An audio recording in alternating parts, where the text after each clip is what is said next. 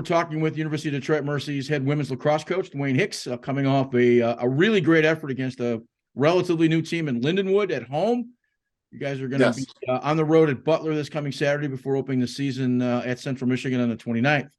So let's start with the easiest conversation, and that 15-9 against Lindenwood. Any highlights? I think the highlight for that game was the first half. I mean, we were having a really good effort. Our girls were really getting after it. We were up 5-1 with probably 4 minutes to go. You know, they scored the first goal of the game, and then we had 5 straight goals.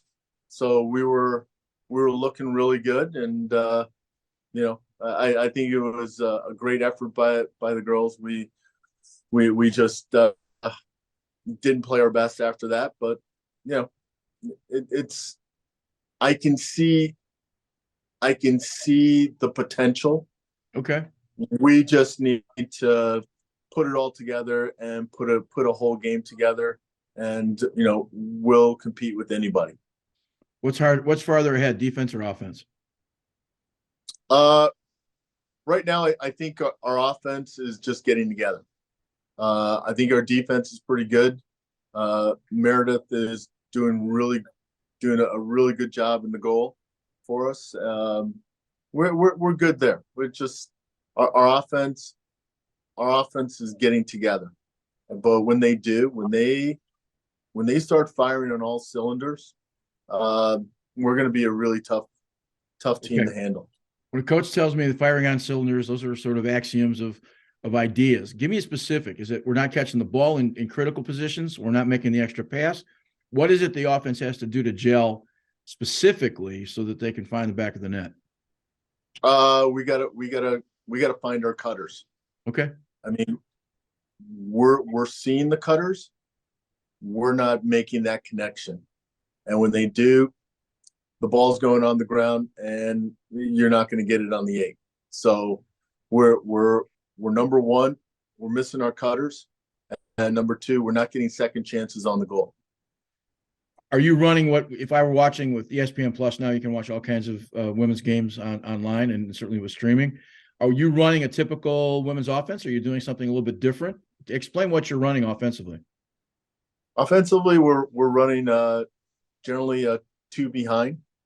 So that way we give our attackers a chance to go against their defenders and find, we've got really good attackers. So if we can get you one-on-one, I like our chances. We're pretty attack oriented. So we're more of an attack oriented offense than we are, a midfield. More and more men are getting into the women's game. If you watch a lot of women's lacrosse on television, it's starting to morph and look very much like a man's game to some extent. The way they shoot, the girl from Northwestern, the young lady from Northwestern can, I would guess, play on probably half the men's college teams in the country. She's got those kinds of skills. Yeah, Izzy Skane's pretty good. From Michigan, as a matter of fact. Yeah. And my point to that is that girls are starting to shoot harder. They're starting to find corners. They're starting to do the kinds of things that, the guys have done. And do you find that as well in the league that you're in? A lot of the girls are power shooters. You get, I don't know if it's the same as men's strategies, because we don't really, we will kind of find the matchups like men do, but for the most part, it's hard to do when you can't play a zone. When you're playing with an 8 and you can't play a 3-second and you got to play a man-to-man or a really tough zone, a lot of the men's strategies don't work. So yeah, girls, as far as shooting goes and individual skills, yeah, absolutely. Well, once the girls got a mesh pocket, the floodgates open. I mean, Izzy Skane has got an absolute rip. So, the velocity of the ball is getting up there. In your regular rotation, how many? Do you play more than one midfield? You add in more attacks? How many in your regular rotation do you play? We'll play two midfields, 2 midfielders, and we'll probably have 6 attackers and 6 defenders. Which So by itself is more men-like than what used to be women's game. Used to be you play 12, 13 girls, and that was it. It sure, has changed. It has changed that way. it has. You get more subs on. You get more of a hockey rotation where, hey, go out, run as hard as you can, and then come off. That's not the way it used to be in women's, where you had 14 girls who played the entire. It was more of a soccer rotation. Right. Now it is more of a men's rotation where you have 2 flights of middies. I asked that because if you haven't watched a female game in a while, you'd be surprised. Every year it just gets better and better. The athletes have always been good, but I think they're gaining as a group. I think the individual skills are improving. I think because of the kind of training they're getting, and I think the speed of yeah. the girls are incredible. Yeah. That has changed the game a lot. Plus the physicality of the game. It used to be you couldn't touch. Now, you're seeing it's become more of like a basketball game. Okay. Where there's a lot of bump and grinding going on. Cuts are being challenged. People or girls are being knocked off their cuts. That's just part of the game now. League competition doesn't start until the 29th against Central Michigan, but you've got a revisited game with Butler, 12-10, nice close game that you played with them at home. Now you got to go on the road, head down to Indianapolis and take a pretty good team on. Are you hoping for this kind of success you had at home on the road? Yeah. I mean, I think we're hoping for a different outcome than our home game, but I think Butler's a good team. I don't think they're going to change that much. So I hope we have the same success we did, with an early lead, but this time we'll be able to keep it and build on it. Like I said, every game for us is going to be an improvement.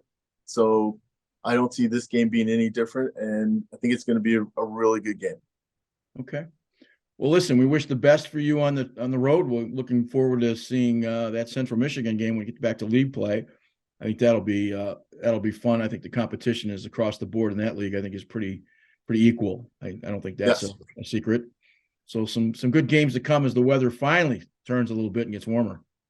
Yes, well, I mean, we practice in the morning, so it's the coldest part of the day. So we're looking forward to playing outside in some warm weather. Absolutely. Good. All right. Well, best of luck and thank you for your time. Welcome back. We're getting a chance to talk to Kate Yateley, a Grosse Pointe North high school graduate, went to Albion, played for the Brits, is now an assistant coach at University of Mercy under Dwayne Hicks. This is your first coaching job. Am I correct? It is, yes. Any thoughts? I love it. I mean, it's definitely a challenge. It's something new. Coming from your typical 9 to 5 into a coaching job is a big adjustment, but it's been a dream for me to coach college since I played. So I'm curious, what was your degree in? Exercise science and psychology. Okay. So was coaching a part of that discussion, or was it you're figuring out where did the road fork to all of a sudden end up as a coach? Truthfully, about my junior year of college, I was already fast tracked for those majors and minors, but in playing, I just learned that I really enjoyed not only playing the game, but I would watch it a ton. I liked coaching. I started coaching my summer going into senior year. I coached a summer league and it was the best job ever. And so I just thought if people can do this all the time, why wouldn't I? You played the MAC. Obviously, you played in the MIAA, and now you're watching lacrosse at a little bit different level. Has the speed been noticeable to you as a player, moving up from those 3 levels? Yeah. So, I mean, playing D3, it's still really fast paced. There is the difference of the roster size is much smaller, A, and B, I think the level of intensity in a game is so much higher at the D1 level because it's so quick. All of the calls happen faster. All of the plays happen faster. Everybody's sprinting back to the draw. Everything is just quicker. You get through the whole game a lot quicker. And it's different for me because when I played, we were in halves. So it felt a lot longer. Now when it's in quarters, it allows the speed to be so much faster on its own, regardless of division. So I think that's really a cool difference in play from when I played. Having coached a fairly high level WCLA club team at Michigan State, my question to you is: there's lots of men coming into women's lacrosse. You see that as a good thing from a female standpoint, or should females be coached by females? I've never asked that question. I've always wanted to. I don't think it's necessarily a bad thing to have male coaches in a female sport, the same way that I think it should be more embraced to have females as coaches in male sports like NFL, NHL, all of those things. Yeah. I think there's different perspectives to offer. I do know that rule-wise, it's a tough transition because I think if you don't know lacrosse, you just assume it's pretty much the same, but they're so vastly different. That I think that's the hardest transition for men coming into the sport. Now, I do think that it's really beneficial to have a woman on staff at every location, personally, especially someone who's played the game. It just offers a different perspective. But I don't think there's anything detrimental to having men enter the sport, just like I said, the same way of having women enter men's sports as coaches. It'll be nice when a referee, there's a female working the NBA, or somebody that does play-by-play or coaching.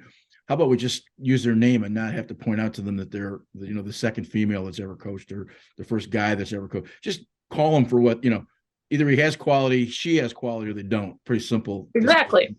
And instead of making it such a push of like, well, we want like more men in the sport, or we want more women in the sport, just like who's the most equipped for the job. Right. You an offensive coach or defensive coach? Offense. Okay. Were you an attacker or midfielder? I was a midfielder in high school, attacker in college. Okay. So there's some similarity. Yeah. And you're fortunate enough to work with one of the better knowledgeable minds around this Midwest part. So I think you learned from him as well. So that's a good thing. Yeah. Well, listen, no. I just wanted to get a couple seconds with you. It's wonderful to be able to have a chance to talk to you, and hopefully you guys go on a road and have a great trip to Indianapolis. So thanks for your time. Yeah. Thank you so much. Thank you.